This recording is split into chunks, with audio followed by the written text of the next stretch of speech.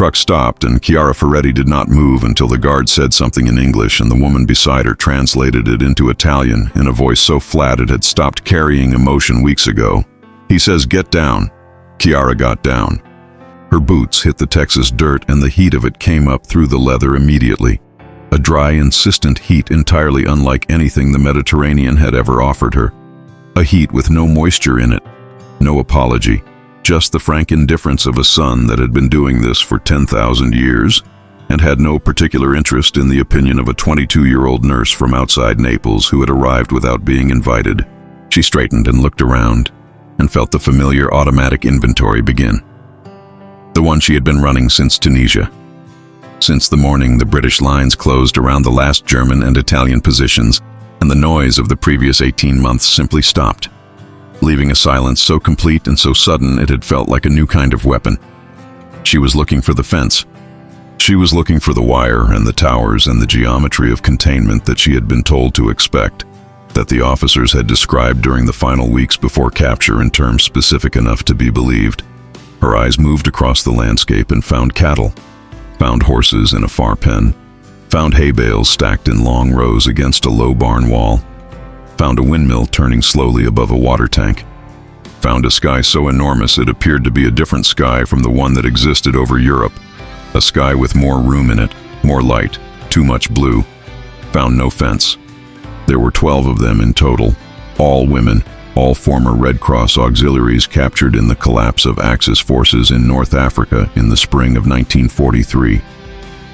They had spent 4 months in a transit facility in Algiers that had been neither cruel nor generous, an administrative space, orderly and impersonal, where they had been housed and fed and processed according to regulations that treated them as a category rather than as individuals. Chiara had managed in Algiers by treating it the same way she had managed the field hospitals in Tunisia, by focusing on the immediate task, by keeping her hands occupied, by not looking too far in either direction. Looking back led to things she could not yet afford to think about. Looking forward led to this, which she had not been prepared for. The ship from Algiers to New York had taken 11 days, and she had spent most of them on the upper deck watching the water, because the upper deck was where the air was cleanest, and because watching something large and continuous and indifferent was better than sitting below with the thoughts that accumulated in confined spaces. She had not been seasick, which surprised her. In her previous experience, the sea had always made her sick, even on the short crossings from Naples to Capri that her family had taken when she was young, when her father was still alive, and the idea that the world could be organized into sides worth dying for had not yet arrived to replace the simpler organization of summers and school terms, and the smell of her mother's kitchen on Sunday mornings. The sea between Africa and America had not bothered her stomach. She thought perhaps her body had already used up its capacity for that particular form of distress on other things, and had simply repurposed the resources. Then the train from New York to Texas, 3 days, through a country she had no frame for, through cities, and then forests, and then plains, and then a landscape that became progressively more foreign to everything she had ever understood as landscape, until the word itself stopped applying and she sat at the window with her forehead against the glass and watched something that had no Italian equivalent move past her at 40 miles an hour and tried to locate herself inside it. She could not. She had stopped trying somewhere in the second day and settled instead for watching the sky change, which it did continuously and dramatically, as though America expressed its size primarily through the quality of its light. An American officer stood in front of them on the packed dirt outside the barn and spoke in English. The interpreter, a small, tired woman named Concetta, who had been born in Palermo and married an American before the war, and was now doing this work with the exhausted competence of someone conscripted into a task by circumstances rather than design. Translated in a voice that remained flat throughout, as if the content of the sentences was not her responsibility. They were prisoners of war. They would be treated according to the Geneva Convention. They would have access to medical care. They would be housed and fed. They would be expected to follow camp rules, which would be posted in both English and Italian on the board outside the administration office. Chiara listened with the focused attention she had trained in herself over 2 years of nursing work. The ability to receive information quickly, to sort it into what was immediately actionable and what could be filed for later, to hold multiple inputs simultaneously without losing any of them. She noted the officer's tone, which was administrative and impersonal in a way that contained neither contempt nor particular warmth.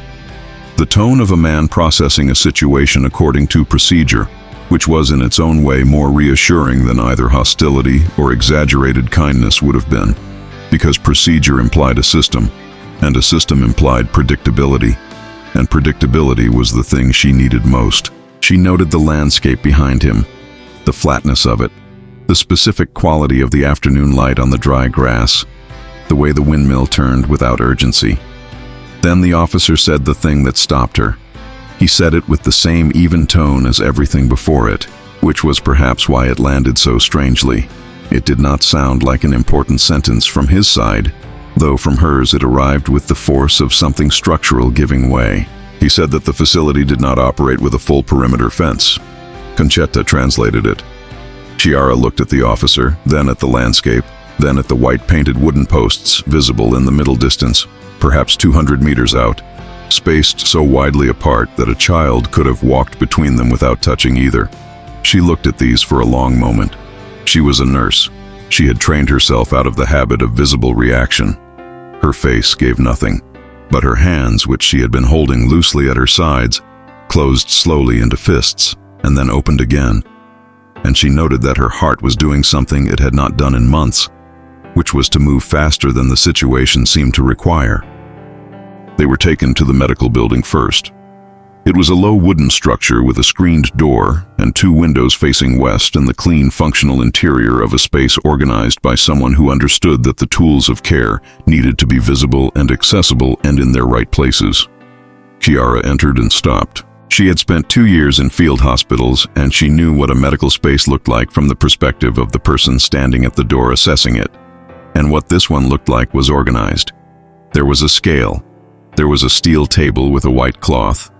There were bandage rolls and iodine and the specific small instruments of a physical examination laid out in a row, with the deliberate care of a person who had been trained to lay them out that way and had internalized the training. There was a window with a curtain.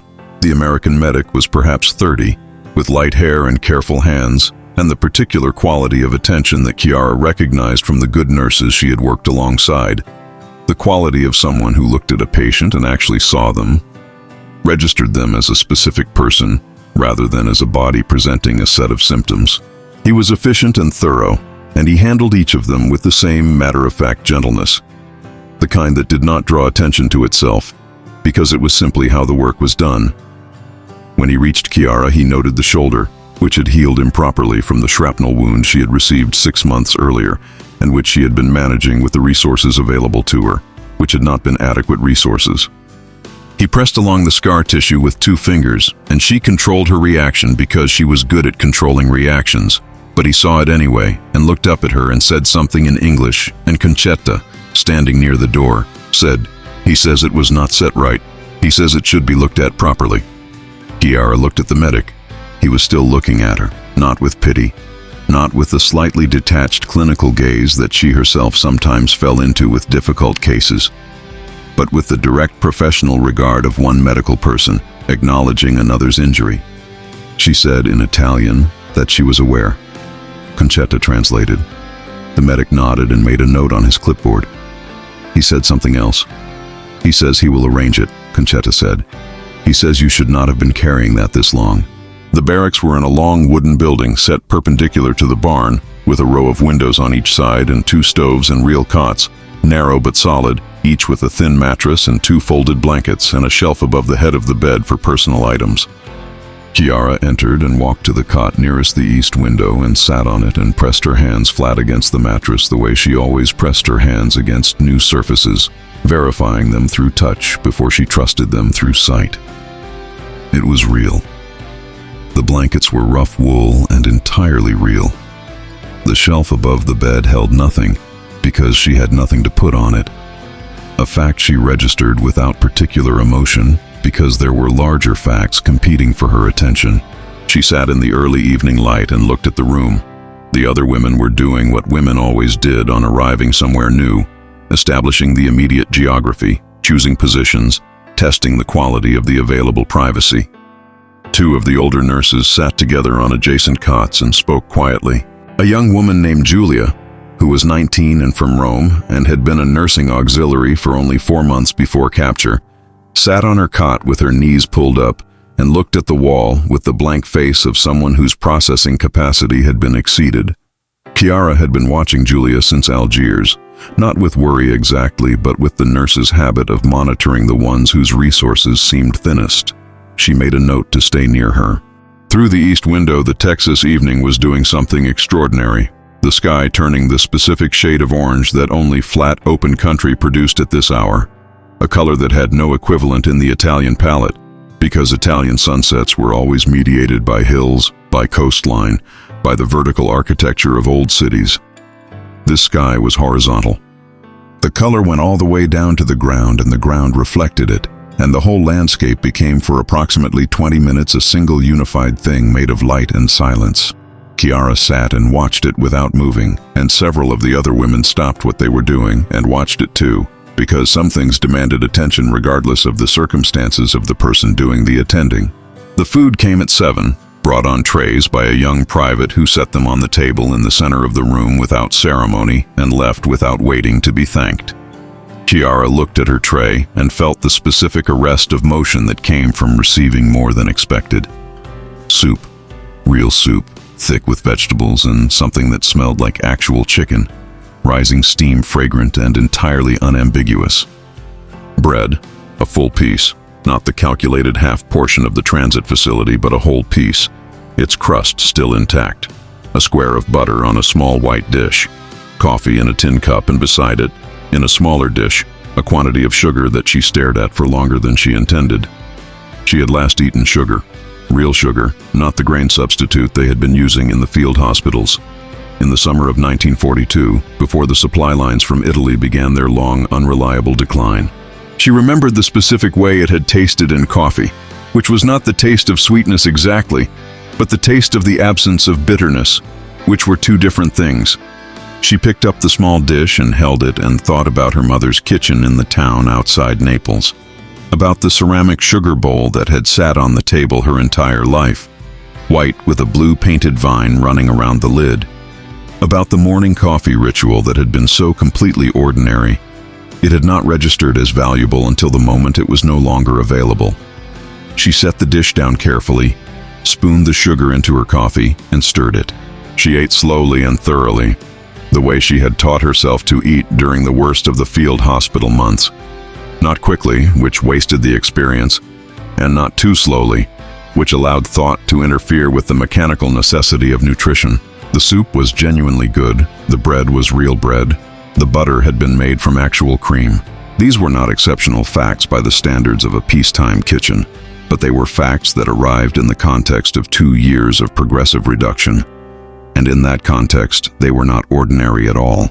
Around her, the other women ate with the same focused silence, each of them alone inside her own version of the same experience, which was the experience of being given more than the last place had given, and not knowing yet what to do with the excess.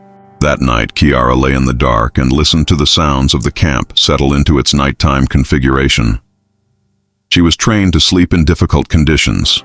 A field nurse who could not sleep through noise and discomfort was a field nurse who became ineffective quickly, and she had slept in worse places than this, in considerably worse places, on worse surfaces, with less covering. But sleep did not come for a long time, and she did not force it, because forcing it was its own kind of waste. She lay still and let the sounds arrange themselves. The wind moving across the flat land outside, a consistent low sound with no edges to it. The breathing of 11 other women distributed around the room. Somewhere distant, a cow. Somewhere closer, 2 guards talking in English, their voices carrying the particular quality of men talking at night to stay awake, low and unhurried and without urgency. No sound of aircraft, no sound of artillery, which had been the baseline frequency of her life for so long that its absence was louder than its presence would have been. No sound of the specific movement of a hospital at night, the footsteps and the low voices of people managing situations that could not wait for morning. The sounds that had woken her every night for 2 years, and to which she had conditioned herself to respond before full consciousness arrived. There was simply the wind and the breathing and the distant cow and the two guards talking about something that was not a war. She noted the absence of each familiar sound the way you noted the absence of something structural, carefully, because you were not yet sure whether the absence was safe. She thought about the fence. She thought about the white posts in the afternoon light, their spacing, the open ground between them and the horizon. She thought about what the officer had said, and about what it meant to hold prisoners in a place without visible containment, and about whether the confidence required to do that was arrogance or honesty, or something else she did not yet have a word for. She had spent 2 years in the war on the side that had built things, had built the ideology and the infrastructure of control, and the careful architecture of a system that told people what they were, and what they were worth, and what would happen to them if they stepped outside the assigned categories. She knew what it looked like when a system did not trust the people inside it. It looked like wire and towers and guards who watched with the eyes of men who had been told that the watching was the point. This looked like something else. She put her hand on the blanket above her chest and felt its weight, which was the weight of wool and nothing more, and thought about the fact that it had been given to her without conditions, without a reason stated, simply placed on the cot before she arrived, as though providing a person with warmth in a cold climate was something that required no justification. She had given that kind of care herself many times to patients who could not ask for it and would not remember receiving it. She understood the impulse from the giving side. She was finding the receiving side considerably more difficult to locate herself inside. Outside, the Texas wind moved across the flat land, and the windmill turned, and the guards talked about something ordinary, and Chiara Ferretti lay under her unconditional blanket in the wrong kind of quiet. The quiet that was not the absence of safety, but the presence of it, which was, she was discovering, its own particular kind of disorienting. She closed her eyes. The shoulder ached where the medic had pressed it. The particular ache of a thing being properly attended to after too long being improperly managed. And she let the ache be present because it was honest. Because it was the body's way of processing care it had not expected to receive. Tomorrow would bring whatever it brought. She had been a nurse long enough to know that the only sustainable approach to the unknown was the same approach you took to a difficult patient.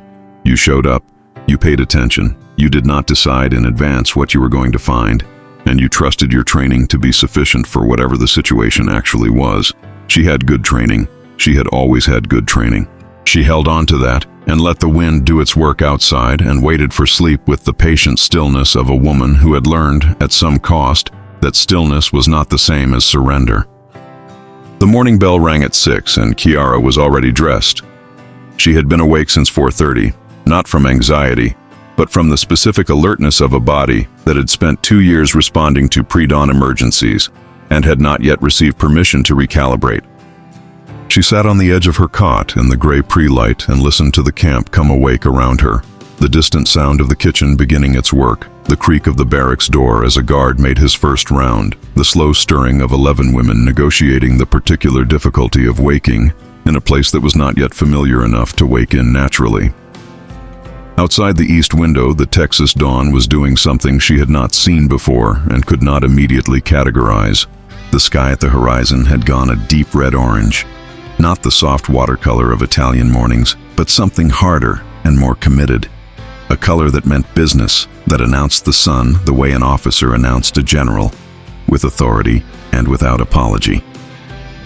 The flat land caught it from the ground up, the dry grass turning briefly gold before the light normalized and the day began its business of being itself. She watched it for the full duration, standing at the window in her camp-issue clothes, a plain work dress, slightly too large, the fabric stiff from institutional washing, and let the morning be something that happened to her, rather than something she had to manage. She had slept 4 hours. For the previous 2 years, 4 hours had been a reasonable night. She felt, if not rested, then at least functional, which was the standard she had been applying to herself for long enough that it had stopped feeling like a compromise.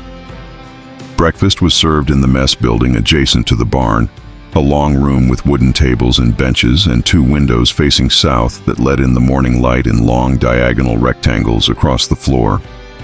The 12 Italian women were the only prisoners currently at the facility.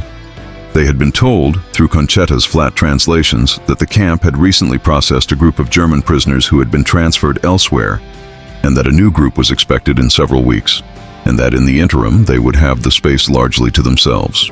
Chiara had noted this information and filed it under the category of things that were neither good nor bad, but that changed the texture of the situation in ways she was still assessing.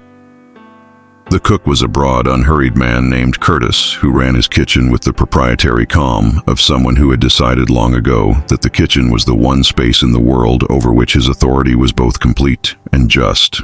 He moved between the stove and the serving counter with the economy of long practice, and when the women came through the door, he acknowledged them with a nod that was neither welcoming nor unwelcoming but simply present. The nod of a man who had been told there would be 12 for breakfast and had prepared for 12 and expected them to arrive, which they had. He began putting food on their trays without being asked and without commentary, because that was the job, and the job was sufficient justification for everything it required. Chiara took her tray and sat near the south window and looked at it. Scrambled eggs, properly cooked. Not the dry, overworked eggs of institutional kitchens that had decided sufficiency was the same as quality, but eggs that had been paid attention to, salted and folded and served while still slightly soft in the center. Toast, buttered before it reached her, the butter already melting into the grain, a cup of coffee, a small bowl of something orange that it took her a moment to identify as canned peaches and syrup, which she had not eaten since her aunt's house in Sorrento in 1940 at a Sunday lunch that had felt, at the time, completely ordinary. She picked up a peach slice with her fork and held it for a moment before she ate it, noting its sweetness, its specific softness, the way the syrup ran across her tongue with a directness that had no apology in it. She ate the rest without pausing. After breakfast, the women were given a schedule, posted on the board in both languages as promised, outlining the daily structure of the facility: morning work assignment, midday meal, afternoon rest period or recreation, evening meal. The work assignments were listed as voluntary, with the note that participation was encouraged and that available tasks included kitchen assistance, laundry, garden maintenance, and general farm work. The word voluntary appeared in both languages, and Chiara read it twice in each. In her experience, voluntary was a word that institutions used to describe things that were not quite mandatory, but were clearly preferred, and she had learned to treat it as a direction with softer edges rather than a genuine choice. She put her name on the garden list because gardens were honest in a way that institutional spaces were not. They required specific attention to specific things, and they responded to that attention in observable ways, and there was no ideology in them. Julia came to stand beside her at the board and read the list with the slightly unfocused expression she had been wearing since arrival. She was young enough that the war had arrived before she had finished developing the person she would have become without it, and what was left was a girl-shaped space that the last 4 months had been filling with the wrong kind of material. Chiara put a hand briefly on her shoulder and asked which list she wanted to join. Julia said it didn't matter. Chiara told her she was going to the garden. Julia wrote her name on the garden list, and Chiara noted the small correction of direction with the satisfaction of someone who understood that recovery moved not in large gestures, but in the accumulation of small choices made in the right direction. The other women distributed themselves across the various lists with the pragmatic efficiency of people who had been organized by institutions long enough to understand that organized activity was preferable to unorganized waiting. Two of the older nurses, Renata and Silvana, who were 41 and 38 respectively, and who had maintained throughout the last 4 months the particular competence of women who had decided to be undefeatable, and had mostly succeeded, signed up for kitchen assistance with the manner of people who had decided that the best way to assess a new institution was to examine how it operated at its most basic level. Chiara approved of this instinct, though she did not say so, because Renata and Silvana had not asked for her approval and would not have found it useful if offered. The garden was on the south side of the main house, separated from the workyard by a low wooden fence that had been painted white at some point in the past and had not been repainted since. Its surface now a soft gray-white, the paint lifting at the edges in thin curls. It was not a large garden, but it was a serious one, the kind maintained by someone who needed what it produced rather than someone who grew things for pleasure. Tomatoes on stakes, dark green and dense. The fruit beginning to come in now, clusters of red and orange among the leaves. Peppers in rows, zucchini spreading low along the ground with the aggressive confidence of a plant that had decided to occupy as much space as possible. Herbs along the inside edge of the fence, basil, flat-leaf parsley. Something Chiara didn't immediately recognize that she bent to smell and identified after a moment as oregano. She straightened and stood very still with the smell of the oregano on her fingers. It was the exact smell of her mother's kitchen on Sunday mornings, of the sauce that had been started on Saturday and had been reducing overnight, of the specific combination of tomato and oregano and garlic that was not a recipe so much as a fact of her childhood, as permanent and unremarkable as the layout of the rooms in the house outside Naples, or the sound of her father's chair on the tile floor. It was not a smell she had expected to find in a garden in Texas, and its presence arrived without warning and with a force entirely disproportionate to its scale, the way smells always bypass the defenses the mind erected against ambush. She pressed her fingertips together to keep the smell and crouched beside the oregano and began to pull the weeds that had established themselves along its base, because the weeds needed pulling and because her hands needed something immediate and physical and real to do. Julia crouched beside her and did the same, following Chiara's lead without being asked, the way she had been following Chiara's lead since Algiers, and the two of them worked along the herb border in the morning light without speaking, which was a comfortable silence, the silence of shared occupation. She heard the voice before she saw who it belonged to. It came from the direction of the back porch of the main house, a screen door opening, quick footsteps on wooden boards, and then a voice calling in Spanish toward the barn, and then, a moment later, the same voice directed at the garden, switching languages mid-sentence with the easy fluency of someone who moved between them without noticing the transition. Then it switched again, and what it switched to stopped Chiara's hands on the oregano completely. Italian. Not perfect Italian. It had an accent, a particular warm imprecision that came from someone who had learned the language through use rather than through instruction, who had lived inside it rather than studied it, and had absorbed its sounds and rhythms without acquiring its formal precision, but entirely unmistakable Italian, directed at Chiara, asking if she needed another bucket for the weeds. She turned. The young woman standing at the garden fence was perhaps 24, dark-haired, with the sun-browned skin and the practical ease of movement of someone who had grown up working outdoors and regarded that fact as unremarkable. She was holding a wooden bucket in one hand and looking at Chiara with an expression of uncomplicated friendliness that had in it no performance, no agenda, no awareness that it was doing anything unusual. She was simply offering a bucket to a person who was weeding a garden, and she had done it in Italian because she spoke Italian, and it had not occurred to her that this required any more explanation than that. Her name was Elena Garcia, and she was the daughter of the family that owned the ranch. She had spent a year in Rome before the war, working as a companion to the family of a diplomat her father had known, learning Italian in the immersive and imprecise way that a year in a place produced, absorbing it through daily life rather than through grammar books, which meant her vocabulary was excellent and her conjugations were occasionally adventurous. She explained all of this in approximately 1 minute, standing at the garden fence with the bucket, in Italian that moved between confidence and creative approximation, with the comfortable fluency of someone who had decided long ago that communication was more important than correctness. Chiara listened and felt something happen in her chest that was not quite emotion and not quite relief, but lived in the territory between them. The specific easing that came from hearing your own language in a context where you had stopped expecting to hear it.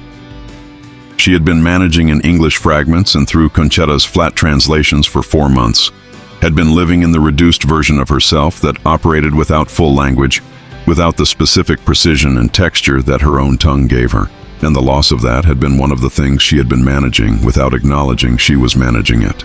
The full weight of it was visible only now that Elena Garcia was talking to her from a garden fence in imperfect Italian about a bucket, which was the kind of sentence that made no sense as a significant moment and was one anyway. She said in Italian that yes, another bucket would be useful. Elena handed it over the fence and then leaned on the fence post and said, in the tone of someone making normal conversation, that the tomatoes on the south end needed the same attention as the herb border, that her mother had been after her to get to them for 3 days, and that if Chiara got to them this morning, it would save Elena from a conversation she had been avoiding. Chiara looked at the south tomato plants, then at Elena, and said she would get to them. Elena smiled, said something in Spanish toward the barn, and went back inside, the screen door closing behind her with the specific sound of screen doors everywhere that had ever opened onto a summer morning. She worked in the garden for 2 hours. The work was physical and repetitive, and demanded enough attention to occupy the part of her mind that would otherwise have been running its assessments and its inventories, and its careful management of the ongoing situation of being a prisoner of war in a country she had been trained to regard as an enemy. The tomatoes needed tying as well as weeding, and she found twine in a can near the fence and spent a long, careful time moving along the row, securing the heavy fruited stems to their stakes, turning each plant slightly to expose the underside growth to the light, doing the work with the same thorough attention she gave to everything that had a correct way of being done. She was aware that she was finding satisfaction in it, and noted that awareness without judgment, because satisfaction in useful work was not a complicated thing and did not require analysis, and she had spent enough time in situations that denied it to understand its value without needing to theorize about it. The garden was producing real food. Real food sustained real people. The logic was clear and self-completing and asked nothing of her except competence, which was something she had in sufficient supply. The sun moved across the sky above her, and the tomatoes filled her bucket, and the oregano gave off its smell when she brushed against it, and the morning was a morning, straightforward and honest in the way that outdoor work in good weather was always straightforward and honest.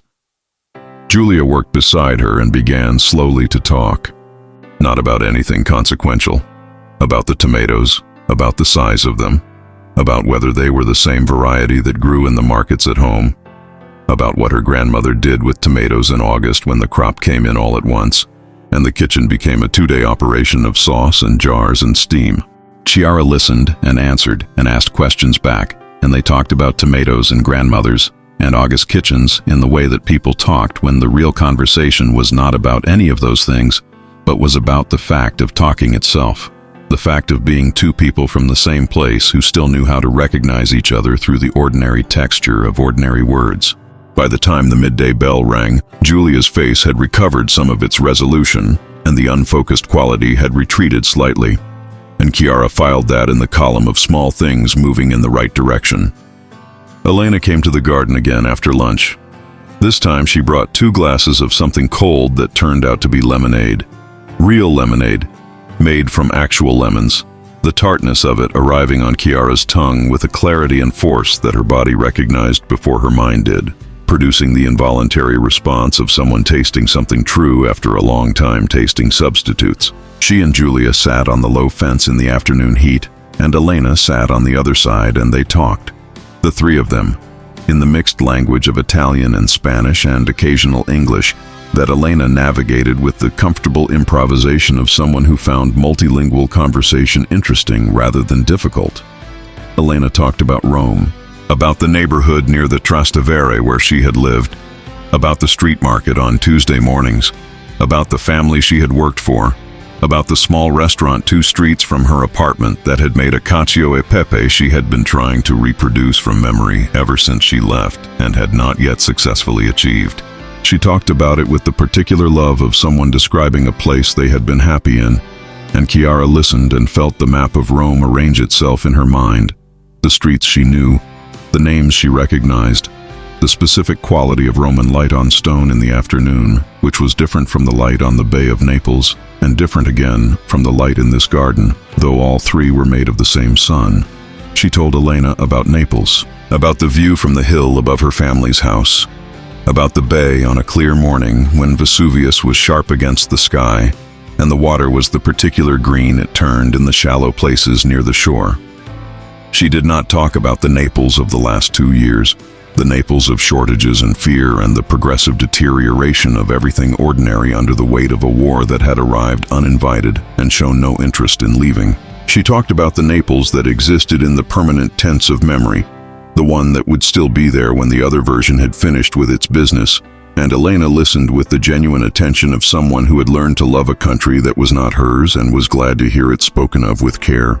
That evening after dinner, which was chicken with rice and green beans and more of the coffee that remained, inexplicably better than anything Chiara had drunk in 2 years, Elena appeared at the barracks door and spoke briefly with the guard, who looked at her with the resigned expression of a man who had been through this negotiation before and knew how it ended. He let her in. She carried a box, which she set on the central table and opened, and which contained a collection of things she described in Italian that accelerated as her excitement did, as things she thought might be useful or wanted. There were books, 2 Italian novels, their spines cracked and soft from reading, which Elena had bought in a second-hand shop in San Antonio from a woman who had brought them from Florence before the war. There was a tin of hard candies, lemon-flavored. There was a set of writing paper with envelopes, good paper, cream-colored, with the weight of paper chosen deliberately rather than used because it was the only paper available. There was a small bottle of hand cream that smelled of almonds, which Elena handed to Chiara specifically, saying in careful Italian that she had noticed Chiara's hands from the garden work and thought she might want it. Chiara took the hand cream and held it, and looked at Elena, who was already moving down the table showing the other women the books, her Italian and Spanish mixing freely, her energy filling the room with the specific warmth of a person who was doing something because she wanted to and had not stopped to consider whether it required justification. Renata and Silvana examined the novels with the focused appreciation of women who had been without reading material for months and understood exactly what they were holding. Julia opened the lemon candies and offered one to the woman beside her before taking one herself, which Chiara noted as a good sign. The instinct to give before taking was the instinct of a person who was coming back to herself. She opened the hand cream and smoothed a small amount into her palms and felt the skin absorb it and thought about her mother's hands, which had always smelled of the same almond cream from a pharmacy in Naples that had been selling it since before Chiara was born, and she held the thought without deflecting it, because it was a true thing, and true things did not become smaller from being looked at directly. She sat on her cot that night with the writing paper on her knee and a pencil from her own small supply and tried to begin a letter to her mother. The paper was real, and the pencil was real, and the intention was real, and none of those things were sufficient to make the first sentence arrive. She sat with the blank page for a long time, long enough for the light outside to go fully dark and for the sounds of the camp to settle into their nighttime arrangement. And she thought about what a letter home was when home had last been seen through the window of a military truck in a country that was, by the time the truck crossed the border into Tunisia, already beginning to understand that the war was not going the way the war had been described. She did not know what Naples looked like now. She did not know which parts of it were still standing. She did not know whether her mother was in the house outside the city, or had moved to her sister's place in the countryside the way she had talked about moving when the bombing of the port began to expand outward. She did not know any of these things, and the not knowing was a weight she carried continuously, a low constant pressure behind everything else. And writing a letter was the closest thing available to addressing it, and she could not make herself do it yet, because writing a letter required deciding what to say, and she had not yet decided whether to say the true thing. The true thing was, I am safe, and I am eating real food, and the people here have given me a blanket and hand cream, and have not hurt me, and there is a young woman named Elena who speaks Italian, and brought me a novel, and today I sat in a garden and smelled oregano and thought about your kitchen and did not fall apart, which I am noting as a form of progress. She did not know if her mother could hold that truth, did not know whether it would arrive as comfort or as its own kind of wound, the particular pain of knowing your child is well while you are not, the arithmetic of abundance and scarcity running in opposite directions across an ocean. She sat with the blank paper and the question, and did not resolve it, and finally put both on the shelf above her head and lay down and looked at the ceiling. Tomorrow she would try again. The paper would still be there. The truth would still be the truth. She pulled the blanket up and closed her eyes and let the night do its work, which was simply to pass, which it did, as nights always did, at the pace of the unchanging world, rather than at the pace of the people trying to hold themselves together inside it. The request came on a Thursday morning, 6 days after arrival, delivered by the medic with the light hair and the careful hands whose name she had by now learned was Corporal Davis. He appeared at the barracks door after breakfast and spoke to Concetta, who translated with slightly more animation than usual, as though the content had penetrated the flat professional surface she maintained around everything else. He was asking, Concetta said, whether any of the women had formal nursing training, and whether any of them would be willing to assist in the medical building on a voluntary basis. As a second group of prisoners was arriving the following week, and the facility's medical capacity was currently a single person, which was himself, which was insufficient. Chiara had her hand up before Concetta finished the sentence. She did not deliberate about it, and she did not present it as a decision, because it was not a decision in any meaningful sense. It was a nurse hearing that a medical facility needed nursing staff, and responding with the automatic reflex of a person whose professional identity had not been suspended by capture, only interrupted. Renata put her hand up a moment later, and then a woman named Marta, who was 34 and had been a surgical nurse in Palermo before volunteering for the Red Cross Auxiliaries, and who had, in Chiara's assessment, the best clinical instincts of anyone in their group. 3 hands, Concetta relayed. Davis looked at the 3 of them for a moment, then nodded and said something. He says, "Come now," Concetta translated. He says he will show you the building. The medical building in full daylight was better equipped than Chiara had registered on the first evening. There was a proper examination table with an adjustable headrest. There was a cabinet with glass doors that held bandages and instruments in organized rows, the glass clean, the rows even.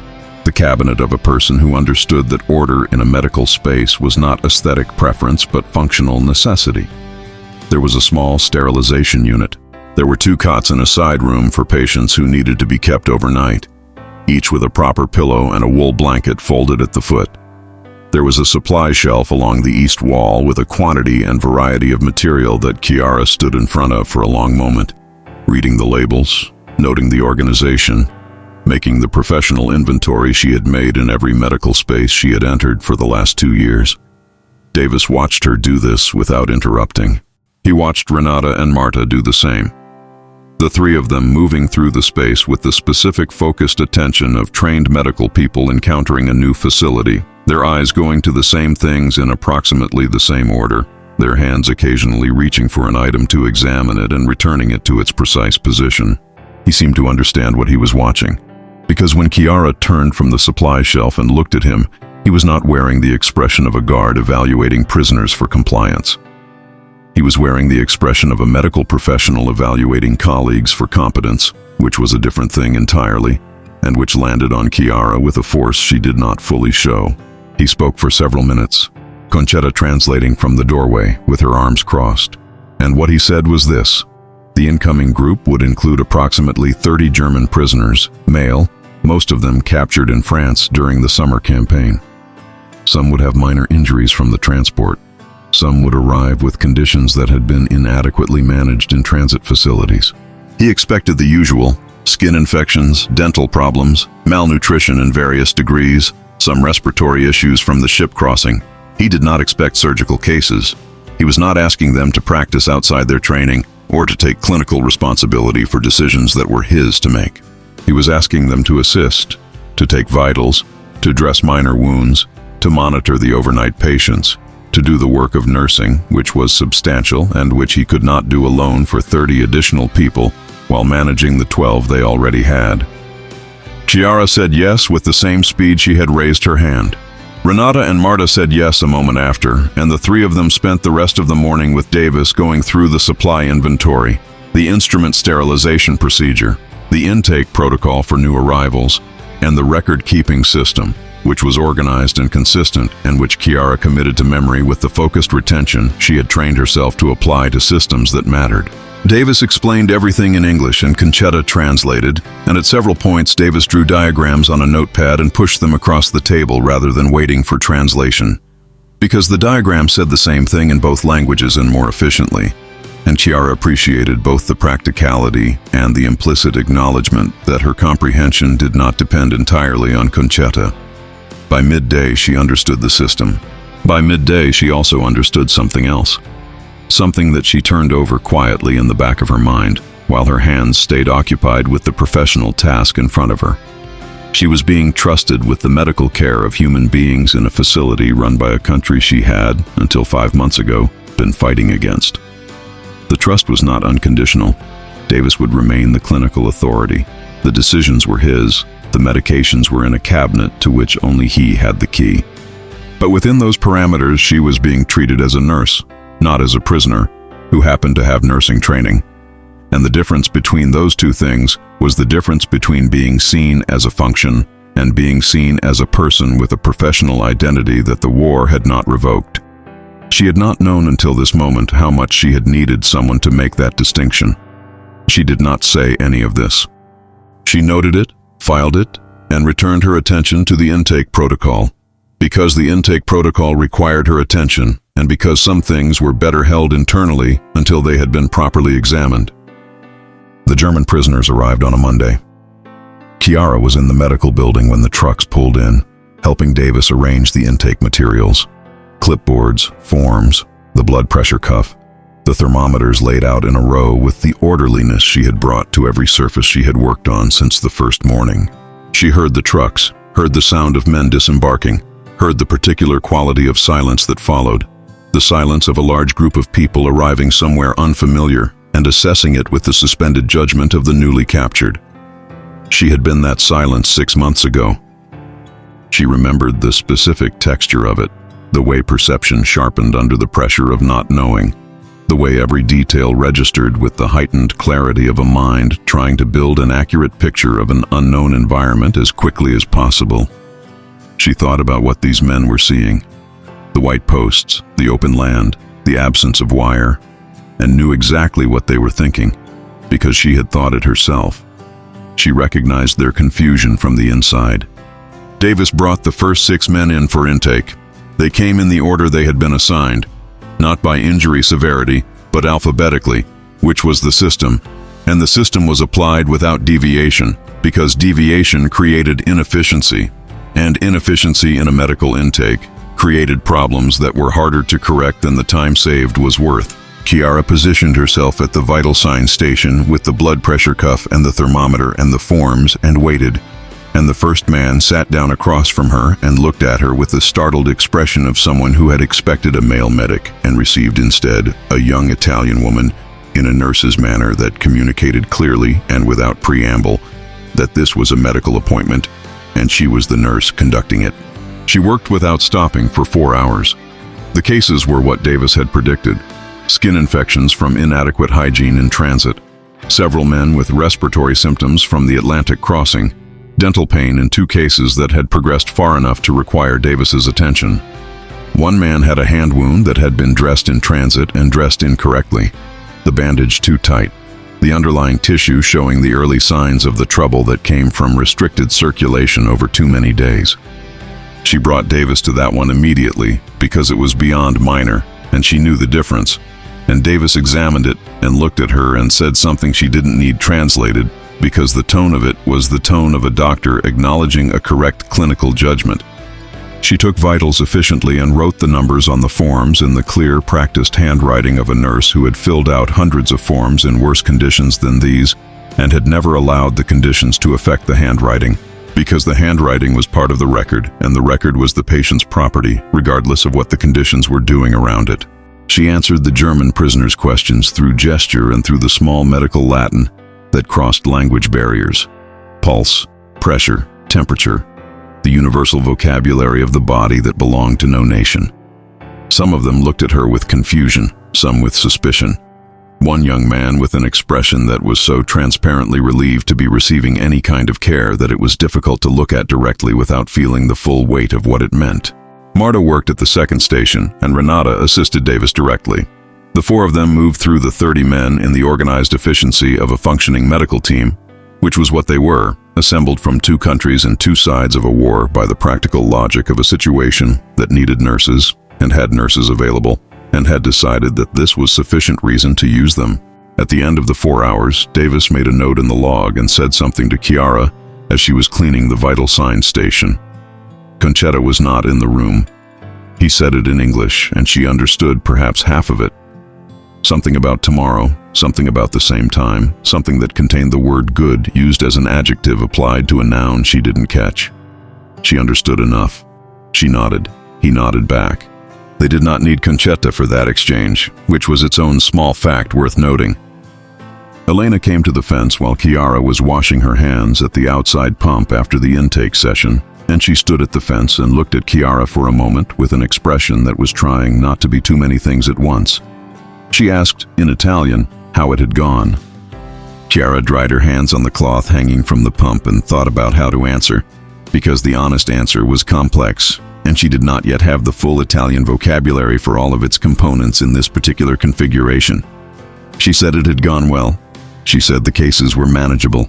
She said Davis was competent and organized, and that working alongside a competent and organized person was its own form of relief after a period of working with insufficient resources and insufficient personnel, and the particular strain that produced. Elena listened and then said something that she clearly thought was simple, and that was, in fact, simple, and that arrived in Chiara's chest with a force entirely disproportionate to its simplicity. She said, "It must be good to be a nurse again." She said it with the uncomplicated understanding of someone who had watched people do meaningful work and understood what the absence of it cost them. And she said it in Italian so that its meaning arrived without intermediary, directly and completely, in Chiara's own language and in her own professional identity, and in the full recognition of a person being seen accurately. Chiara looked at the pump handle for a moment before she answered. She said yes. She said it was good to be a nurse again.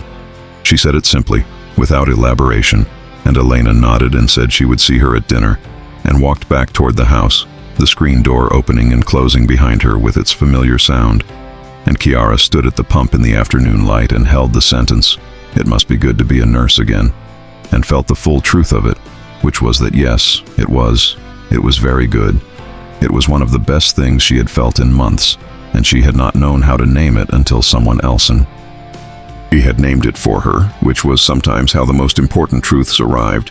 That evening after dinner, she sat with Renata and Marta at the table in the barracks, and they talked about the intake, comparing notes with the focused professional pleasure of nurses debriefing after a session, what they had seen, what had concerned them, what had been handled well, and what could be handled better tomorrow.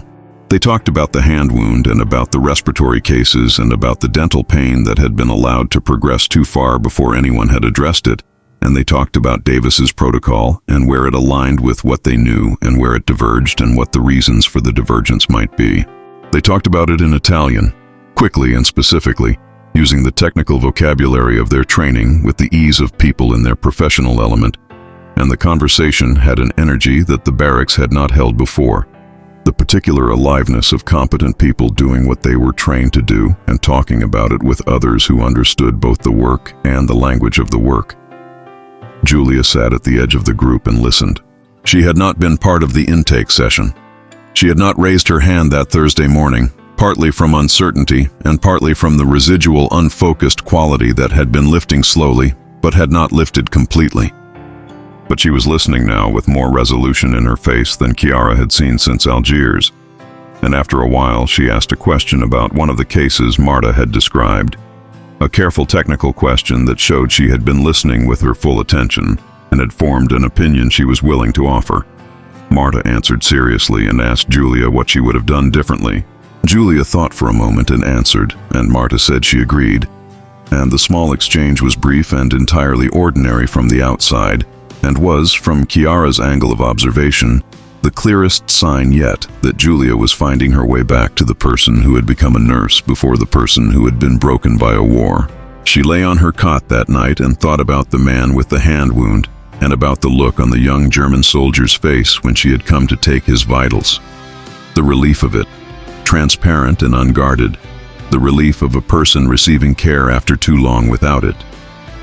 She thought about the fact that he was German and she was Italian, and that 6 months ago they had been, technically, on the same side, and that here they were on opposite sides of a medical intake in a camp in Texas, administered by the country that had been on neither of their sides, and that Davis had assembled the three of them into a functional medical team and had asked no questions about the ideological geometry of the situation, because the ideological geometry of the situation was not really. evident to whether the hand wound needed proper dressing, which it did. She thought about what it meant to organize a situation around what it actually required, rather than around the categories that the people involved had arrived with. It was, she recognized, a form of practicality that contained within it a specific kind of respect. The respect of a system that looked at a person and saw what they could do and used it, without asking them to first resolve the complicated question of which side they had been on, or what they had believed, or what the war had made of them before they arrived at this particular table, with this particular set of skills. She had been a nurse before she had been a prisoner. Davis had seen that. He had organized accordingly. The simplicity of it was almost offensive, given how long and how thoroughly she had been organized otherwise. She picked up the writing paper from the shelf above her head and the pencil, and sat up in the dark. The other women were sleeping, their breathing distributed through the room in the low, steady rhythm of genuine rest, rather than the careful, shallow breathing of people pretending to sleep in order to avoid their thoughts. The camp outside was quiet. The wind moved across the flat land with its continuous low sound, and the windmill turned, and somewhere a cow made its periodic comment on the night and then was quiet again. She put the pencil to the paper and wrote, "Dear Mama." She stopped. She looked at those two words for a long moment, and then she wrote the next sentence, which was, "I am safe and I am well and I am working as a nurse, which is the best thing I can tell you."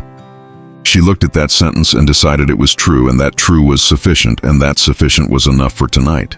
She wrote 3 more sentences, about the garden, about the tomatoes, about the smell of the oregano that she wanted her mother to know she had found in Texas, of all the improbable places. And then she folded the paper and put it in one of Elena's cream envelopes and wrote her mother's address on the front, in the clear, deliberate handwriting that she had learned from her mother, who had learned it from her own mother, the handwriting of women who had been taught that clarity was a form of respect for the person doing the reading. She put the letter on the shelf and lay back down. Her shoulder ached less than it had the previous week. Davis had scheduled a proper examination for the following Friday, and she had been applying the specific exercises he had demonstrated with a consistency that her body was beginning to reward with incremental improvement. The improvement was small. Small was real. Real was sufficient. She closed her eyes and let the night be what it was, which was quiet and warm and full of the breathing of women who were finding their way back to themselves, slowly and without fanfare, in the way that real recovery always happened. Not in dramatic gestures, but in the accumulated weight of consecutive days in which the situation was, on balance, more survivable than the day before. Outside, the Texas stars were out in their full, improbable number, and the land was flat and enormous and entirely indifferent, and Chiara Ferretti lay in the right kind of quiet now. The quiet she was beginning, cautiously and without committing to it fully, to understand as the sound of a place that was not trying to destroy her, which was not nothing, which was in fact a great deal, which was perhaps, when examined honestly in the dark with the letter sealed on the shelf above her head, more than she had expected to find anywhere, let alone here. The letter reached her mother 6 weeks after she sent it. She knew this because her mother's reply arrived on a Tuesday morning in October, delivered with the camp mail in a bundle that Conchetta sorted and distributed at the central table after breakfast with the same flat efficiency she brought to everything, setting each envelope in front of its recipient without comment. Chiara's envelope was thin, 1 sheet, folded twice, the paper her mother had used, not the good kind, but the kind that was available, thin and slightly rough, with the particular feel of paper that had been stored too long in a place with insufficient humidity. She did not open it immediately. She held it and felt its weight, which was minimal, and its thinness, which told her something before she read a word. And she carried it to the east window, and stood in the morning light, and opened it with the careful hands of someone who understood that what was inside had traveled a long way to get here, and deserved to be received with the appropriate attention. Her mother's handwriting was there, the familiar precise script, and for a moment simply seeing the handwriting was sufficient. The specific loops of her mother's letters, the way she crossed her T's with a stroke that tilted slightly upward, the particular spacing that had been the same her entire life. She read it twice before she trusted herself to have read it correctly. Her mother was alive. She was in the house outside Naples, which was still standing, though the neighborhood had been damaged and 2 families on the street had lost their homes entirely. She was eating. She mentioned the eating specifically and in the way people mentioned eating when they wanted to reassure someone without lying. She said she was managing. She said the garden was producing. She said a neighbor with a cousin in the countryside had been sharing vegetables. Between those careful sentences, Chiara read the other sentences, the ones not written, and they were harder to hold than the written ones. But she held them anyway because they were true and because the true version of her mother's life was the one that mattered, not the managed version, however lovingly the management was performed. The sentence that undid her was the last one. Her mother had written, "I dreamed about you last week, and in the dream you were wearing your nurse's uniform, and you looked well. And I woke up, and for a moment I thought it was true, and then I remembered, and I lay still for a long time, and then I thought, perhaps it is true in some form, perhaps somewhere she is well, and I decided to believe that, and it helped." Chiara read that sentence, standing at the east window in the October morning light, and felt the specific internal movement of a person whose managed composure has been reached from an angle it was not guarding. She did not cry because she had trained herself not to cry in rooms with other people in them, a discipline she had acquired in the field hospitals where crying was a reasonable response to the situation, but an unreasonable use of the time. She looked out the window at the flat land and the pale sky and breathed steadily and let the sentence be inside her without acting on it. Then she sat down at the table and wrote back immediately, which was the only response available that was equal to what her mother had sent. She wrote 4 pages, more than she had written to anyone in 2 years, more than she had written since the last letter she had sent before deployment, when the world was still organized by school terms and Sunday lunches in the ceramic sugar bowl on the kitchen table. She wrote about the medical work and about Davis and about Renata and Marta and about Julia's recovery and about Elena Garcia and her imperfect Italian and about the garden and the oregano and the tomatoes. She wrote about the food in terms specific enough to be honest without being cruel. She did not describe the abundance in detail because detail would have been a kind of wound. But she said clearly that she was eating enough and that enough was real and that her mother should know this as a fact and not a reassurance. She wrote that she was sleeping. She wrote that her shoulder was being properly treated. She wrote that she was a nurse every day, which her mother would understand as the most complete statement of well-being she could offer. Because her mother had always known that Chiara outside of her work was a person at partial capacity, and Chiara inside it was the full version of herself. She sealed the envelope and put it in the outgoing mail, and then stood at the window for a long time after, not thinking exactly but occupying the particular internal state that followed an act of truth-telling, the slightly lighter feeling of a person who has set something down that they have been carrying, not because the carrying is over, but because the other person now knows the weight of it and is carrying it with them. November came and the weather changed with the same decisive suddenness as the October dawn had changed the color of the grass. The warmth left overnight, completely and without negotiation, replaced by a dry cold that had a quality entirely different from Italian cold. Italian cold was damp, it came off the water, it had weight to it, it settled into buildings and stayed. This cold was clean and hard and moved constantly, driven by a wind that came across the open land with nothing to interrupt it for a considerable distance in any direction, and that arrived at the camp already fully formed, already committed to its temperature, already certain of its authority. Chiara found that she preferred it to damp cold, which surprised her, because she had assumed that all cold was essentially the same cold and was discovering that climate, like most things, was more varied and more specific than the categories available to describe it. The camp had received its second group and then its third, and the medical building was running at consistent capacity now, with Davis and Chiara and Renata and Marta managing the daily workload in the organized rhythm of a team that had been doing this long enough to have developed its own internal language. The shorthand of people who had learned each other's working habits and could anticipate the next step without being told.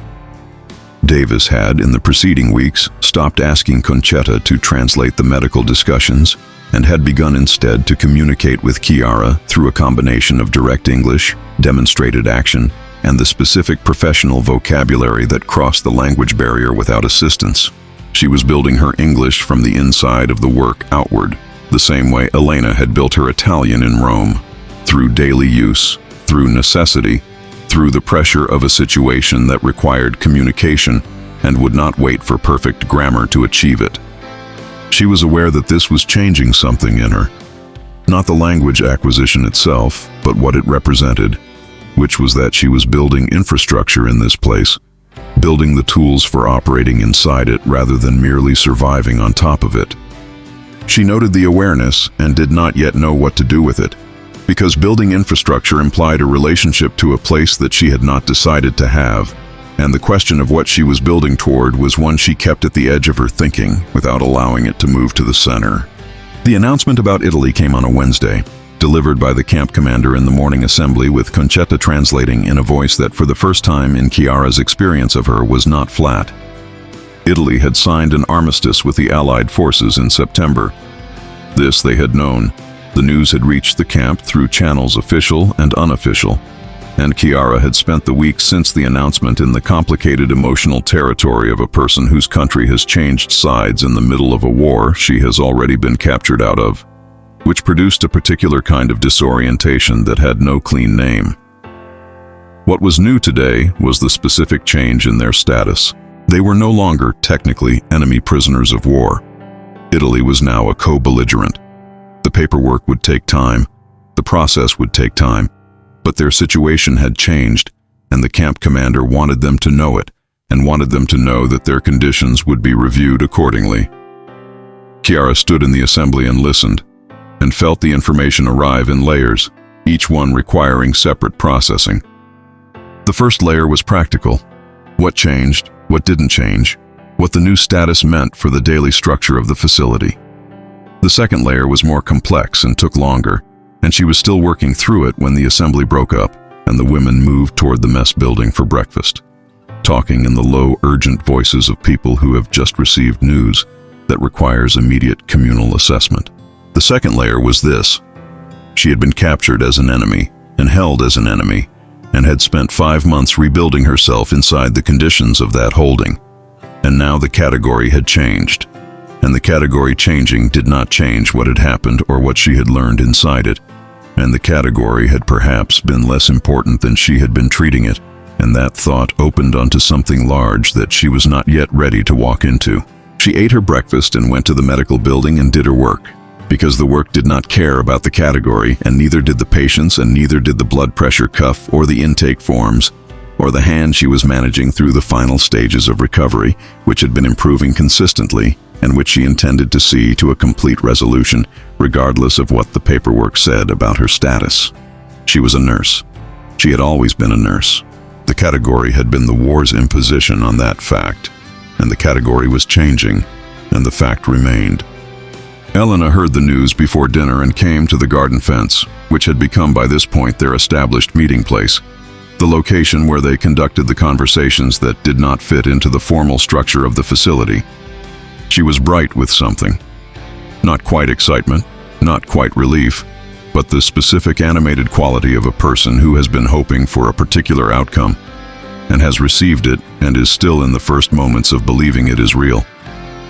She said, in Italian that moved faster than usual, that this was good news, that it changed things, that it meant, and here she paused and chose her words with more care, that it meant Chiara was not the enemy, had perhaps never been the enemy in the way the category implied, and that she had known that from the garden fence on the second morning, but that it was good that the paperwork now agreed with what was already true.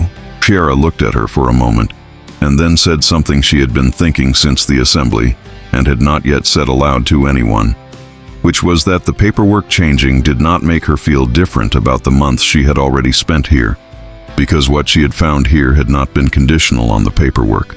She said it carefully, testing the sentence as she built it, and Elena listened with the full attention she always gave to things Chiara said carefully.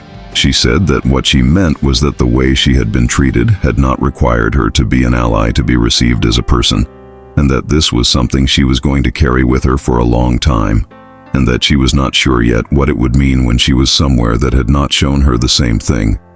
Elena was quiet for a moment. Then she said, "My father says you can tell a person's character by how they treat someone who has nothing to offer them." She said it simply, as a thing her father had told her and that she had found true. Chiara held the sentence and thought about Davis and about the blanket on the cot and about the hand cream and the novels and the letter to her mother that had arrived 6 weeks after sending. She thought about all of it and said that she thought Elena's father was right, and Elena said that her father was usually right about the things that mattered. And they stood at the garden fence in the November cold in the particular comfortable silence of two people who have arrived from different directions at the same true place. The evening gathering happened the following Saturday, organized by no one in particular and emerging instead from the accumulated social energy of a community that had been building toward some form of communal warmth for weeks without knowing it was building toward anything.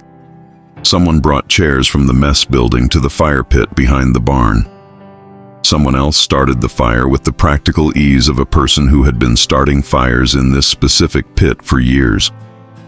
The German prisoners were there, and the Italian women, and a handful of the American guards who were off duty and who attended with the slightly self-conscious ease of men who wanted to participate in something human and were not entirely sure of the etiquette. Elena brought her guitar, which Chiara had not known she played. She appeared at the edge of the firelight with it slung over one shoulder and sat on a crate near the fire and began to tune it with the unhurried focus of someone for whom an out-of-tune instrument was simply not an option, regardless of context or audience. The tuning took several minutes, and the people around the fire waited with the patient quality of people who understood that the thing being prepared was worth waiting for. Then Elena played, and what she played first was something Spanish. A melody that moved quickly and warmly through the cold air, and that Chiara did not know, but that several of the ranch hands who had drifted over from the barn apparently did, because two of them began to keep time with their hands on their knees.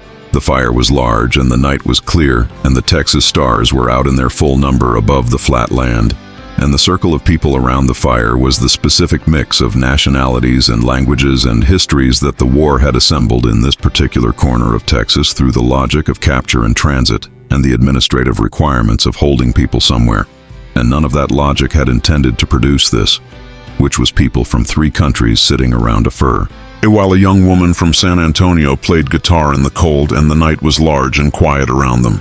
After the Spanish piece, Elena played something slower, and then something Chiara recognized after 2 measures as a melody she knew from home. Not a specific song she could have named, but a melody that belonged to the category of things absorbed in childhood through proximity to music, rather than through deliberate learning. The kind of tune that lived in the body rather than in the memory, and arrived whole when the right notes triggered it. She looked at Elena, who was watching her fingers on the strings and did not look up. She did not know how Elena knew it. It was possible she had learned it in Rome. Possible it was common enough in the Italian musical tradition that it crossed easily into the repertoire of someone who had spent a year there. It was possible it was a coincidence of similarity between 2 different melodies that her ear was resolving into one. She decided not to investigate any of these possibilities, and instead sat with the melody and let it be whatever it was. One of the German prisoners, a heavy-set man who had been in the facility for 3 weeks, and who had been, during his intake, the most reserved and least readable of his group, began to hum. He did it without apparent decision, the way the body produced sound in response to music it recognized without asking permission from the mind overseeing the operation. His humming was good, true pitch, easy tone, the humming of a man with musical training of some kind who had not been using it. 2 of the Italian women joined him, tentatively at first, then with more confidence. The melody moved between them, held in 3 voices and a guitar, crossing the languages that could not hold it because music was not available for that kind of conscription. Chiara did not join in. She sat with the music and felt it against the inside of her chest, and thought about her mother's kitchen and the Sunday sauce and the ceramic sugar bowl and the view from the hill above the house and all the ordinary things that were real and still real and would be real when she got back to them. Diminished perhaps and changed, but fundamentally still themselves. Still waiting. Still constituting the specific shape of the life she had been living before the war arrived and imposed its own shape on top.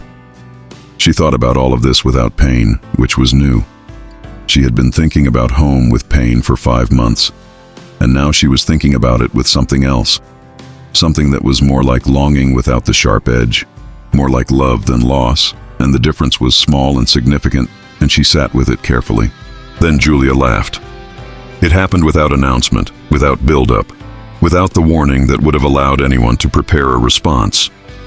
One of the younger ranch hands, attempting to join the humming and lacking both the pitch and the self-awareness to stop, produced a sound of such confident inaccuracy that the man beside him gave him a look of theatrical disbelief, and Julia saw the exchange and laughed, a real laugh, unguarded, the kind that arrived without the person's permission and departed before they could reconsider it, bright and brief and entirely genuine. It was the first time Chiara had heard her laugh since before Tunisia. It was possibly the first time she had laughed since before Tunisia. The sound of it moved around the circle in a small wave, because laughter in a quiet space was contagious in the way that music was contagious, because the human ear recognized it, and the human body responded before the mind could assess whether the response was appropriate. Several people smiled. The ranch hand in question doubled down on the incorrect humming with the committed performance of a man who had decided that if he was going to be wrong, he was going to be wrong completely, and the laughter spread, and for approximately 30 seconds, the fire pit behind the Garcia barn contained a sound that belonged to no country and required no translation and was simply what people sounded like when the thing they were living through had loosened its grip enough to allow a gap through which something lighter could pass. Julia stopped laughing and pressed her hand over her mouth and looked at Chiara with the expression of a person who has just done something involuntary and is not sure whether to apologize for it. Chiara looked at her steadily and said, in Italian, quiet enough for just the two of them, "Don't." Julia lowered her hand. She looked at the fire for a moment, and then at the circle of people around it, and then something shifted in her face that Chiara had been waiting months to see. The specific resolution of a person arriving back at themselves, not completely, not without the marks of what they had been through, but recognizably, undeniably, in possession of themselves again. She did not laugh again that evening, but she stayed at the fire until it burned low, which was enough. Later, after the fire and after the women had gone back to the barracks and the camp had settled into its nighttime sounds, Chiara sat on her cot with the writing paper and wrote a second letter to her mother. This one was different from the first. Less careful, less managed, more willing to say the things that were true without first checking them against the standard of what her mother could hold. She wrote about the fire and about the guitar and about Julia's laugh. She wrote about Davis and about what it had meant to work alongside someone who saw her as a professional. She wrote about Elena and about the oregano and about the sentence her father had said about character and how you learned it. She wrote, "I have been thinking about what I will bring back from here when I come home. And I don't mean objects, though I have a few of those. I mean what I will carry inside me. I think it is something about trust, about what it means when a place trusts you before you have proven yourself trustworthy, and what that kind of trust does to a person who has been living without it. I am not sure yet how to use this knowledge, but I am sure I will need it. I think Italy will need people who know what it looks like when a system organizes itself around what a person can give rather than around the category they have been assigned. I think there will be work to do. I think I want to do it." She stopped and read that paragraph back and decided it was true and sent it without revising it, because revision was what you did when you were managing the truth, and she was done managing it for tonight. She folded the letter and sealed it and put it on the shelf and lay down and looked at the ceiling. Outside, the November wind moved across the flat land with its continuous low voice, and the windmill turned, and the fire pit behind the barn had gone cold, but its smell was still in the air, the smell of wood smoke and cold night, and the particular warmth of a gathering of people who had chosen, if only for one evening, to organize themselves around what they had in common, rather than around what had been done to separate them. She lay still and let it be real and let herself be real inside it. 22 years old and a nurse and a prisoner, and not a prisoner and a daughter and a woman. And whatever she was becoming here in this flat, enormous country that had not been what she expected and had given her more than she had known to ask for. The stars were out above Texas and the land was wide and the night was cold, and Chiara Ferretti lay under her wool blanket in the right kind of quiet and felt, for the first time in a very long time, entirely present in the life she was actually living.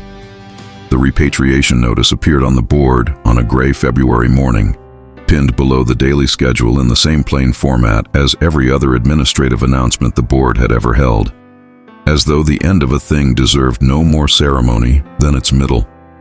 Chiara read it standing in the cold with her hands wrapped around her coffee cup, the steam rising in the still air, and she read it twice before she accepted it as true. She was going home. The processing would begin within the month. Transit arrangements were being coordinated, and she would receive her specific departure date within 2 weeks. She stood at the board longer than the reading required, in the way she had stood there on the first morning looking for the fence, scanning the space around the notice as though there were additional information available in the air around the words that the words themselves had not contained. There was not. The notice said what it said, and meant what it meant. She turned the words over and found them both entirely straightforward and entirely insufficient to describe what they carried, which was the specific inadequacy of administrative language attempting to hold an emotional weight. It had not been designed for and could not manage without assistance from the person doing the reading. She went to the medical building before she told anyone else, because the medical building was where she had become most fully herself in this place, and it seemed right to receive the news there, the way you went to a specific room in a house when something important had happened, because that room was the one where you could be honest with it. Davis was reviewing intake records when she came in. She said it in English, slowly enough to be sure of the words. Going home, next month. He set the records down with the deliberate care of a man giving his full attention to a moment, and he looked at her and said that she had been valuable here, that the work had been better for her presence in it, that he hoped she found what she was looking for when she returned. She understood all of it, not just the words she could parse, but the complete thing, because she had been building English from the inside of the work for months, and she knew his register as well as she knew her own. She told Elena at the garden fence that afternoon. The garden was dormant, the beds turned and waiting, the herb border cut back to its structural stems, the oregano reduced to a low gray mound that smelled, when she pressed her fingers to it, exactly as it had on the first morning of the first week. Elena listened with her arms crossed against the cold and her face doing the thing it sometimes did when she was holding more than she was showing. Not closed exactly, but careful, containing something that required management before it could be expressed. Then she put both hands flat on the fence rail and looked at the turned earth for a long moment, the way a person looked at something they had been tending when they were deciding how to say what they felt about its condition.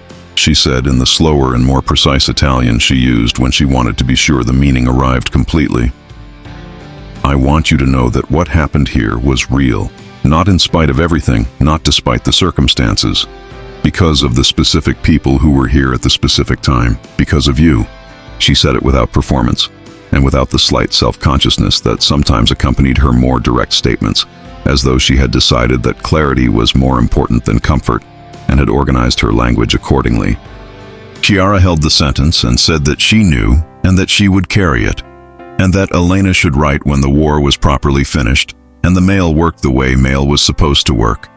And Elena said she would.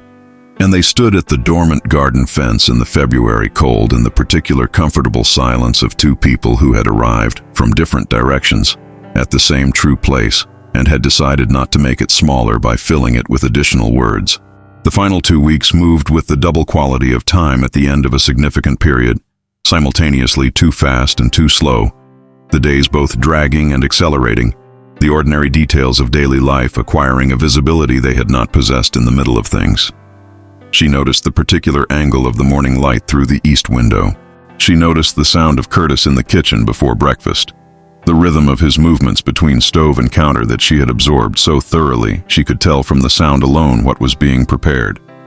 She noticed the feel of the medical building's door handle under her palm when she arrived in the morning. Cool metal, slightly loose in its fitting, familiar in the way that things became familiar when the hand had touched them every day for long enough that it expected them before the mind arrived. She worked her final week with the focused completeness of a person who understood that the quality of an ending was its own form of respect for everything that had preceded it. She wrote her notes carefully. She organized the supply shelf on Thursday morning with a thoroughness that went beyond the daily routine, not because it needed doing to that degree, but because she wanted to leave it in the best possible condition. Wanted whoever stood at that shelf next to find everything exactly where it should be, to find evidence that someone had cared about the work and about the people the work served. Davis watched her do it without comment, which was the correct response and the one she would have expected from him, because he understood what she was doing, and he knew that understanding it was sufficient and that speaking it aloud would only make it smaller. On the last Friday, she treated the final patient on her list, Werner, the German schoolteacher from Hamburg, who had been her most consistent case in the final month. A quiet man in his 40s who communicated in the absence of a shared language through the particular courtesy of a person accustomed to being understood and unwilling to abandon the effort simply because the usual tools were unavailable. She dressed the last of his secondary symptoms and told Davis through their established shorthand that Werner was clear and could be discharged from the daily list. Davis checked, agreed, made the note. Werner looked at Chiara when she gestured that he was finished, and he said something in German that she did not understand, but his expression translated it sufficiently. She nodded once. He nodded back. She cleaned the station and put the instruments in their places, and that was the last patient. The morning of departure arrived on a Tuesday with no more ceremony than any other Tuesday, which was perhaps correct. There was a cleanness to an ordinary morning as a container for a significant departure, a refusal of the dramatic that she had come to associate with how this place conducted itself, its preference for the functional over the theatrical, for the thing itself over the performance of the thing. She dressed in the pre-dawn dark and laid the objects from her bag out on the cot before she packed them, because she wanted to see them together one last time in the space where she had accumulated them. Her mother's letters, bundled and tied. Elena's 2 Italian novels with their cracked spines and the marginalia of previous readers who had held these same books in another world. The writing paper, partially used.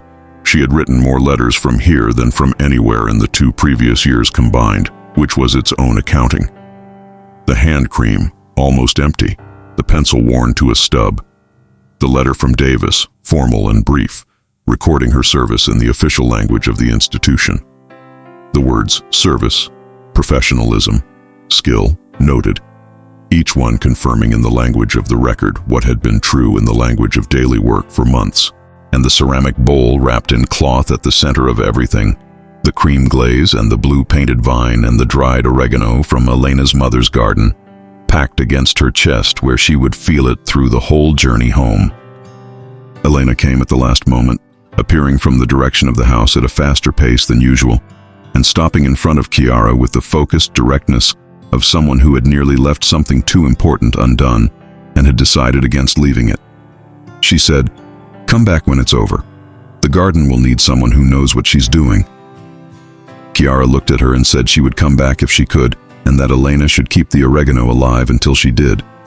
Elena said she would. The truck horn sounded from the gate. Chiara walked toward it without looking back, because looking back was the thing you did when you were not sure the place was real, and she was sure. The journey reversed itself in the way that return journeys always did. The geography running backward, the plains giving way to forests and cities, and the organized density of the East Coast.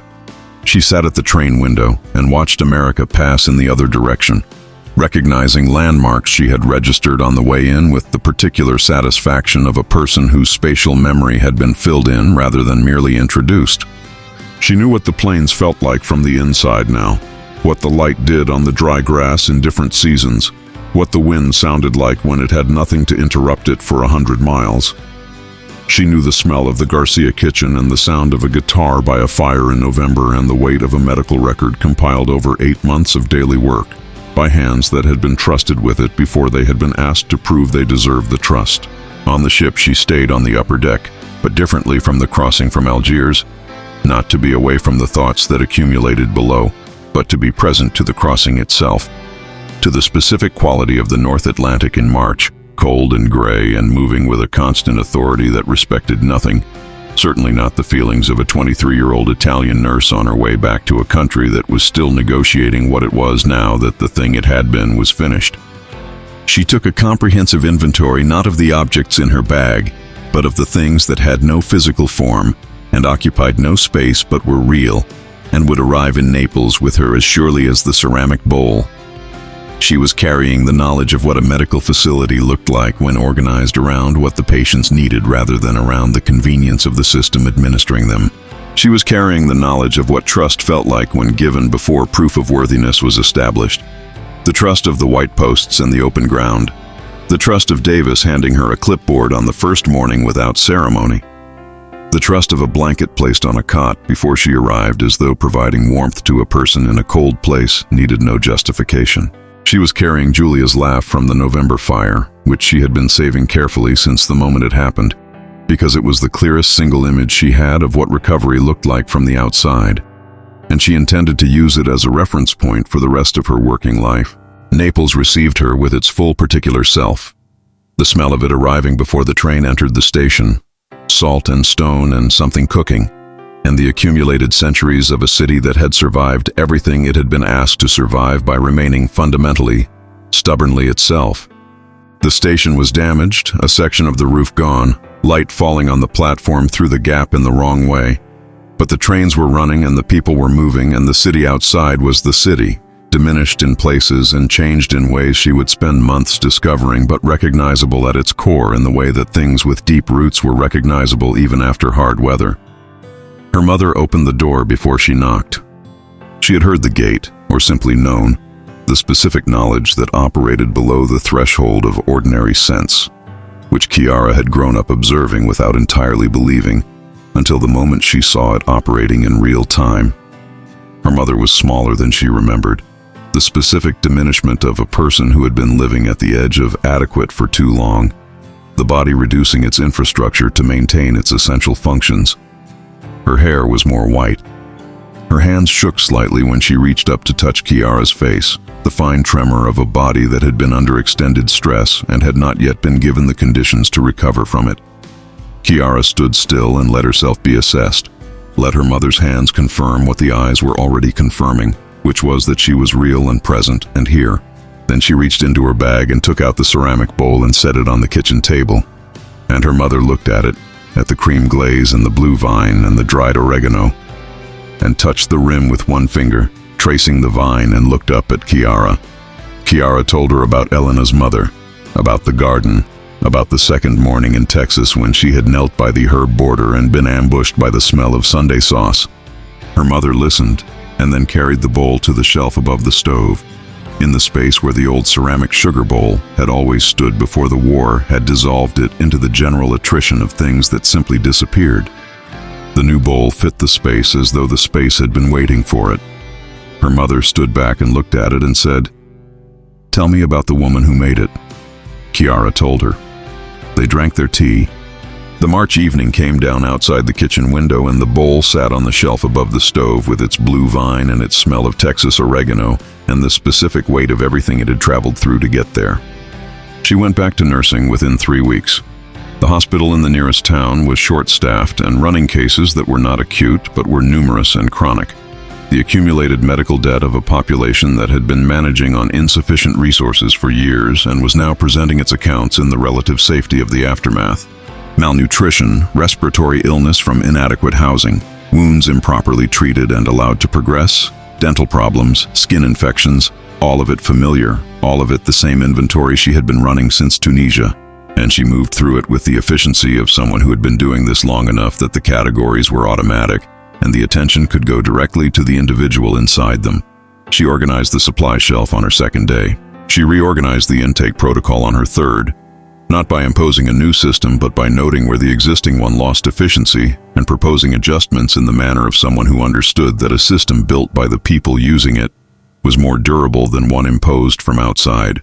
She supervised the younger nurses with the same approach Davis had used with her, giving them the work, trusting them with it, being available for the clinical authority when required, not filling the space between those moments with surveillance or commentary, because surveillance and commentary were what you provided when you did not trust the person, and she had decided, without deliberating about it much, that she was going to trust the people she worked with before they gave her a reason to, and revise only if the evidence required revision. The head nurse watched all of this during the first month and said nothing, which Chiara read correctly as provisional approval. The approval of a woman who had been running a short-staffed ward for 4 years and had learned to identify competence quickly and to stay out of its way. They worked alongside each other with the ease of two people who had independently arrived at similar conclusions about how the work should be done, and the ward ran better, and the patients did better, and the younger nurses grew more capable. And none of this was remarkable except that it was the accumulation of small, correct things done consistently, which was what good nursing had always been and would always be. It was in the 3rd year, on an ordinary Wednesday afternoon, that the young nurse asked her question. Her name was Francesca, and she was 20 years old, from a village outside Salerno, new to the ward, and new to the hospital, and new to the specific experience of being a nurse in a post-war institution that needed more than she knew how to give and was asking for it anyway. She was not incompetent. She was careful and observant and genuinely committed to the work in the way that the best young nurses were committed, which was from the inside rather than from the outside, from care rather than from duty. But she was frightened of getting things wrong in the particular way that intelligent and conscientious people were frightened of getting things wrong, which was thoroughly and continuously, and it was making her hesitate where she should have moved and qualify, where she should have decided, and hold back where the patient in front of her needed her to come forward. She found Chiara at the supply shelf at the end of the afternoon shift and asked her, in the careful phrasing of someone who had been preparing the question and wanted to get it right, "You never seem uncertain, not in the way the rest of us are uncertain. You trust the patients and you trust us and you make decisions and you organize things and you don't look as though you are waiting for permission from anyone. I want to know where that comes from." She paused and then added, with the honesty of someone who had decided that honesty was what the question required, "I want to know because I need it and I don't know how to find it." She stood at the supply shelf with her hands folded in front of her and looked at Chiara and waited. Chiara looked at her for a moment, at this young woman who reminded her of no one in particular and of everyone in general, of every person who had arrived somewhere uncertain and needed to find the thing inside themselves that the place could not give them but that the right conditions could make visible. She thought about the right answer and found it quickly, because it was not a complicated answer, it was a true answer. And true answers were almost always simple when you had been carrying them long enough to have worn away everything that was not essential. She told Francesca about the camp, not the whole story, not Tunisia and the transit facility and the crossing and the train through the country that did not end, but the essential part, the part that was still the most alive in her, the part she returned to when she needed to remember what certainty was made of. She told her about the truck stopping on the Texas platform and stepping down into the heat and turning slowly looking for the fence that was not there. She told her about the white posts in the distance, widely spaced, marking a boundary without pretending to enforce it. She told her about the officer saying that the camp did not operate with a full perimeter fence, and about the specific cold she had felt despite the afternoon sun, because the absence of the fence had been more frightening than the fence would have been, because the fence would have been honest about its intentions, and the absence required her to understand something more complicated. She told her about Davis handing her the clipboard on the first morning without ceremony, organizing her into the medical team as though her professional identity had been continuous through capture, as though the war had interrupted it but not revoked it, as though she was simply a nurse who had arrived and there was work to do. She told her about the supply shelf and the instruments in their places and the intake records kept in the clean, consistent handwriting of a system that respected its patients enough to maintain accurate records of their care. She told her about Werner and about Julia's laugh and about the bowl on her mother's shelf. She told it plainly, in the plain language of a nurse describing a case. Accurate, specific, without decoration. Francesca listened without interrupting, standing at the supply shelf with her hands still folded, her face very still with the particular stillness of someone receiving something they have needed for a long time and are paying complete attention to receiving correctly. Then Chiara said the thing she had been carrying since the morning she stood on the Texas platform looking for the fence and found only the white posts and the open ground and the enormous indifferent sky. She had not said it aloud to anyone before, not to Elena, not to her mother, not even in her letters, because some things needed time to finish forming before they could be offered, and this one had been forming for 3 years, gathering density and clarity in the specific way that true things gathered both when you lived inside them long enough to understand their full shape. She said, "A fence is what a system builds when it does not trust the people inside it. When it needs the barrier to do the work that confidence would otherwise do." The Americans didn't build a fence because they didn't need one, not because they were careless, but because they were certain enough in what they were offering to let the place speak for itself. The food was real. The beds were real. The work was real. The trust was real. They didn't need wire because the reality of what they were providing was its own argument, and they knew it, and they were right. She paused and looked at Francesca and said, "That is what good nursing is. You don't manage patients with barriers, with withheld information and managed distance and the performed authority of a system that is afraid of what happens if patients know too much or expect too much or trust themselves too much. You offer them something real. You treat them as people capable of receiving it. You trust them before they earn it, because the trust is the thing that makes the earning possible, and without it, you get compliance at best, which is not the same as recovery, and never will be." She looked at Francesca for a moment more, and then turned back to the supply shelf, straightening the last row, setting the final item in its correct place. The ward was busy around them, the afternoon light coming through the hospital windows at the low angle of a March day in Naples, falling across the tile floor in long rectangles that moved slowly toward the wall as the sun descended. There were patients to check and records to complete in the last hour of the shift to work through, and Chiara had always been the kind of nurse who worked the last hour of a shift with the same quality of attention she brought to the first, because the patients in the last hour were the same patients as the patients in the first hour, and they deserved the same thing, which was all of her. She heard Francesca draw a slow breath behind her. She heard her straighten. She heard the small, specific sound of a young woman organizing herself for the work, the almost inaudible sound of a person locating something inside themselves and deciding to move from it rather than around it. Chiara did not turn around. She did not need to. She went back to work. The ward carried on. The afternoon light moved across the floor. Somewhere in the distance, the Bay of Naples was doing what it had always done, and would always do, lying flat and green and entirely itself beneath the indifferent mountain, waiting for nothing, requiring nothing, simply present in the specific and permanent way of things that had found their correct place in the world and had no reason to be anywhere else.